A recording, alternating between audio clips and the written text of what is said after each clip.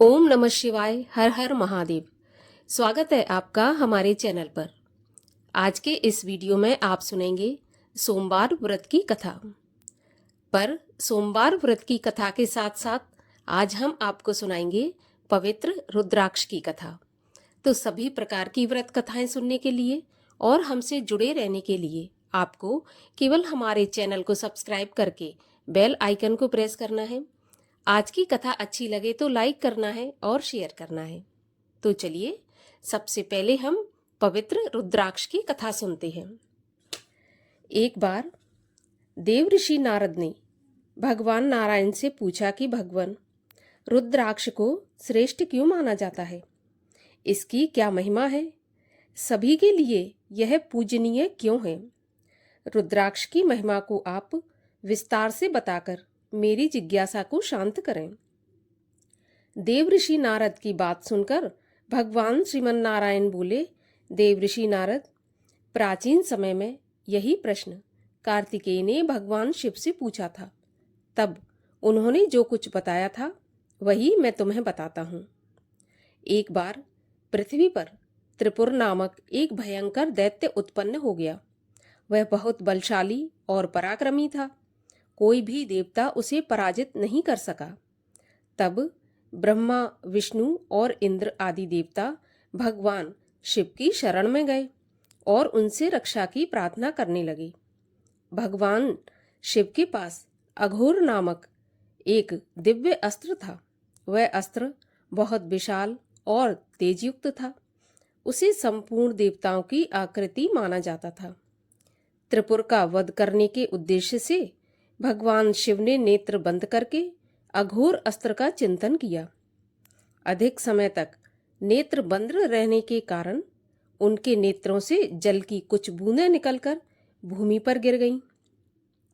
उन्हीं बूंदों से महान रुद्राक्ष के वृक्ष उत्पन्न हुए।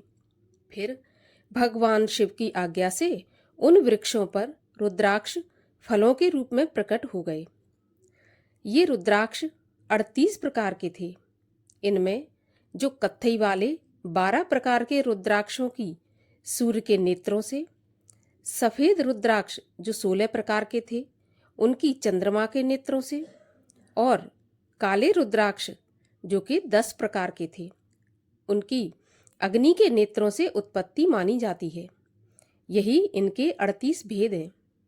ब्राह्मण को सफेद वर्ण वाले रुद्राक्ष, क्षत्रिय को लाल वर्ण वाले रुद्राक्ष और वैश्य को मिश्रित रंग वाले रुद्राक्ष और शूद्र को काले अर्थात कृष्ण वर्ण वाले रुद्राक्ष धारण करने चाहिए। रुद्राक्ष धारण करने पर बहुत ही पुण्य प्राप्त होता है। जो मनुष्य अपने कंठ में 32, मस्तक पर 40, कानों में 6, दोनों हाथों में 12, दोनों भुजाओं में 16, शिखा में 1 और वक्ष पर 108 रुद्राक्षों को धारण करता है, वह साक्षात भगवान नीलकंठ समझा जाता है। उसके जीवन में सुख शांति बनी रहती है। रुद्राक्ष धारण करना भगवान शिव के दिव्य ज्ञान को प्राप्त करने का साधन है। सभी वर्ण के मनुष्य रुद्राक्ष धारण कर सकते हैं। रुद्राक्ष धारण करने वाला मनुष्य समाज में मान सम्मान पाता है। रुद्राक्ष की माला बनाकर धारण करके जप करने से अनंत फल की प्राप्ति होती है। ग्रहण, संक्रांति, अमावस्या और पूर्णिमा आदि पर्वों एवं पुण्य दिवसों पर रुद्राक्ष अवश्य ही धारण करें। और रुद्राक्ष धारण करने के लिए एक बात हमेशा ध्यान रखें कि जो रुद्राक्ष धारण करने वाले हैं उन्हें मांस, मदिरा आदि पदार्थों का सेवन कभी नहीं करना चाहिए। तो इसीलिए इस रुद्राक्ष को इतना महान माना जाता है। और चलिए अब हम सुनते हैं सोमवार व्रत की कथा। तो कथा के अनुसार एक नगर में एक बहुत धनवान साहूकार रहता था। उसके घर में धन की कमी नहीं थी, परंतु वह बहुत दुखी था क्योंकि उसके कोई पुत्र नहीं था। वह इसी चिंता में दिन रात दुखी रहता था। पुत्र की कामना के लिए वह प्रत्येक सोमवार को शिवजी का व्रत करता और पूजन किया करता था तथा सायंकाल मंदिर जाकर शिवजी के सामने दीपक जलाया करता था। उसके इस भक्ति भाव को देखकर एक समय माता पार्वती ने शिवजी से कहा, महाराज, ये साहूकार आपका अनन्य भक्त है, सदैव आपका व्रत और पूजन बड़ी श्रद्धा से करता है, आपको इसकी मनोकामना अवश्य पूरी करनी चाहिए। शिवजी ने कहा, हे पार्वती, ये संसार कर्म क्षेत्र है। किसान खेत में जैसा बीज बोता है वैसी ही फसल काटता है, उसी तरह मनुष्य इस संसार में जैसा कर्म करते हैं वैसा ही फल भोगते हैं। माता पार्वती ने अत्यंत आग्रह से कहा, प्रभु, जब यह आपका अनन्य भक्त है और अगर इसको किसी प्रकार का दुख है तो उसे आपको अवश्य दूर करना चाहिए। आप तो सदैव अपने भक्तों पर दयालु रहते हैं और उनके दुखों को दूर करते हैं। यदि आप ऐसा नहीं करेंगे तो मनुष्य आपका पूजन और व्रत क्यों करेंगे? माता पार्वती का ऐसा आग्रह देख शिवजी कहने लगे, हे पार्वती, इसके कोई पुत्र नहीं है, इसी चिंता में यह अति दुखी रहता है। इसके भाग्य में पुत्र ना होने पर भी मैं इसको पुत्र प्राप्ति का वर देता हूँ, परंतु वह पुत्र केवल 12 वर्ष तक ही जीवित रहेगा। इसके पश्चात वह मृत्यु को प्राप्त हो जाएगा। इससे अधिक मैं इसके लिए कुछ नहीं कर सकता।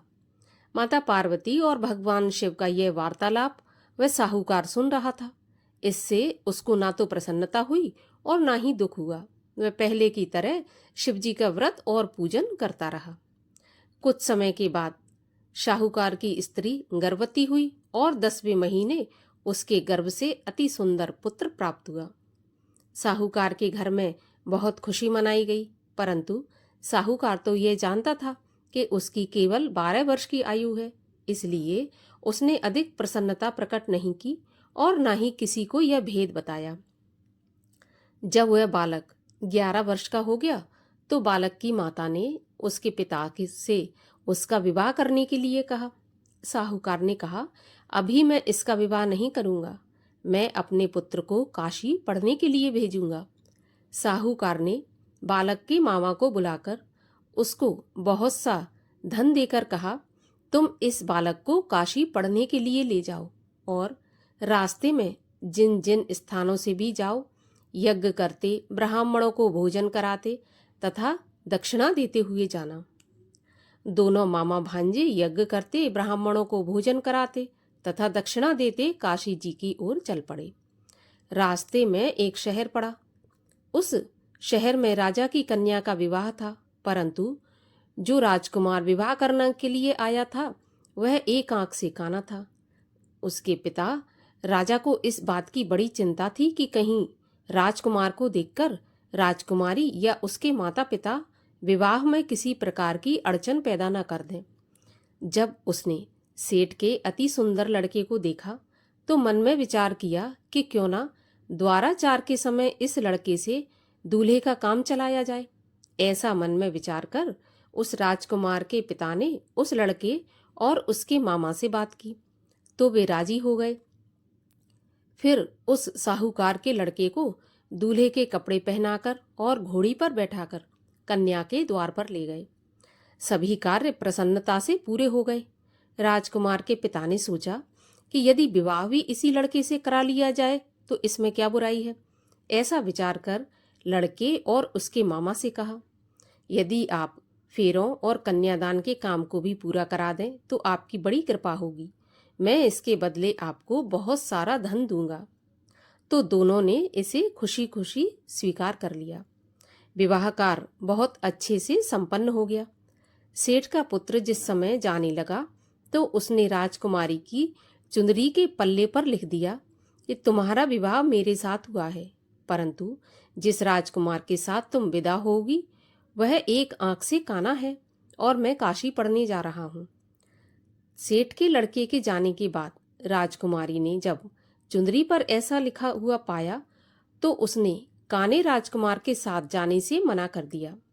उसने अपने माता पिता को सारी बात बता दी और कहा कि यह मेरा पति नहीं है, मेरा विवाह इसके साथ नहीं हुआ और जिसके साथ मेरा विवाह हुआ है वह तो काशी पढ़ने चला गया।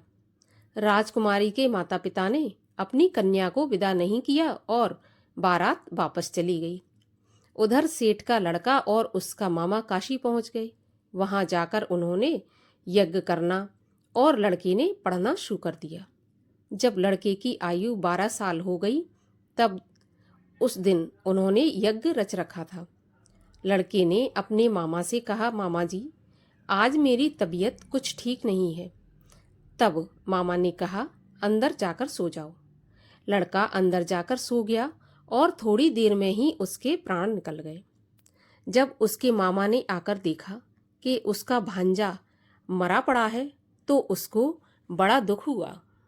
उसने सोचा कि अगर मैं अभी रोना पीटना मचा दूंगा तो यज्ञ का कार्य अधूरा रह जाएगा।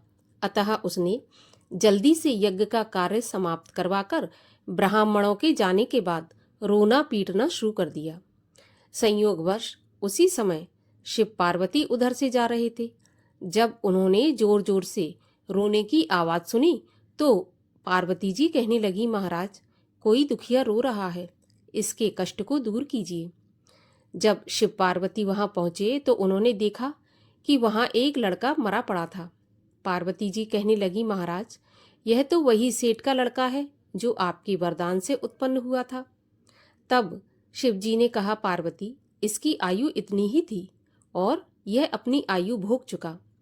तब पार्वती जी ने कहा, हे महाराज, इस बालक को कुछ आयु और दे दो, नहीं तो इसके माता पिता तड़प तड़प कर मर जाएंगे। माता पार्वती के बार बार आग्रह करने पर शिव जी ने उसको जीवन का वरदान दे दिया। अब शिव जी की कृपा से वह लड़का जीवित हो गया। शिव जी और पार्वती कैलाश पर्वत पर चले गए।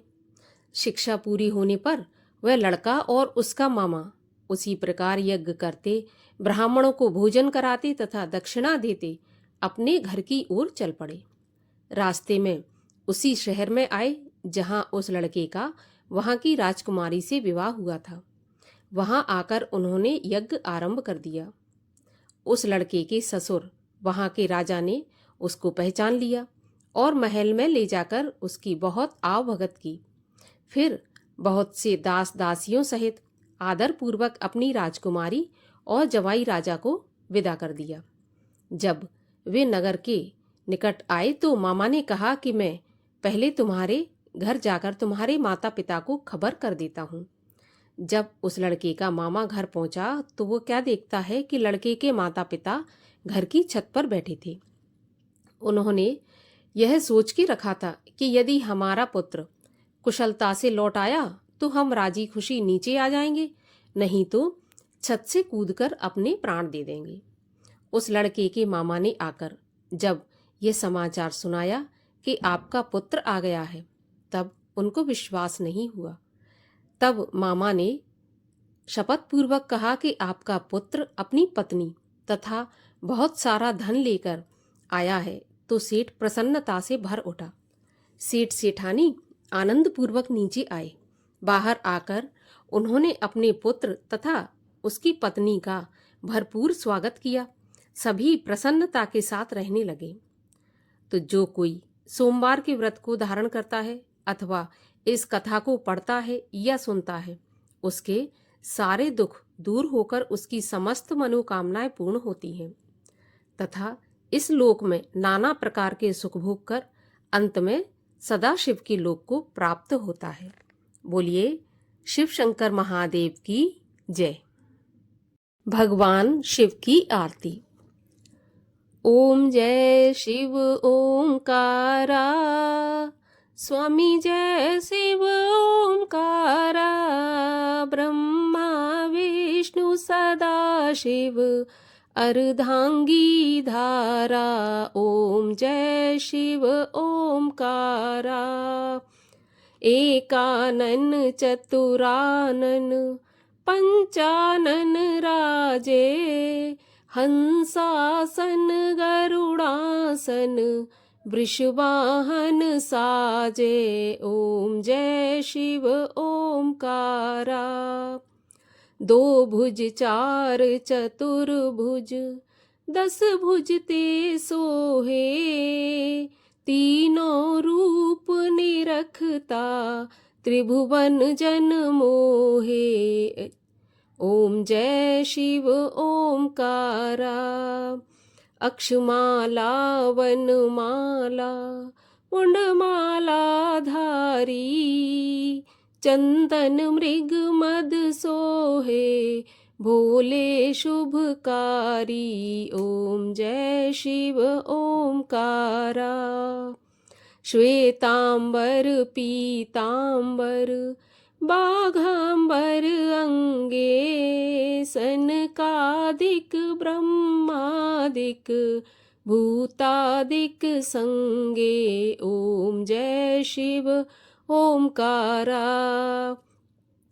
कर के मध्य कमंडल चक्र त्रिशूल धारी, सुखकारी दुखहारी जग पालनकारी। जय शिव ओमकारा।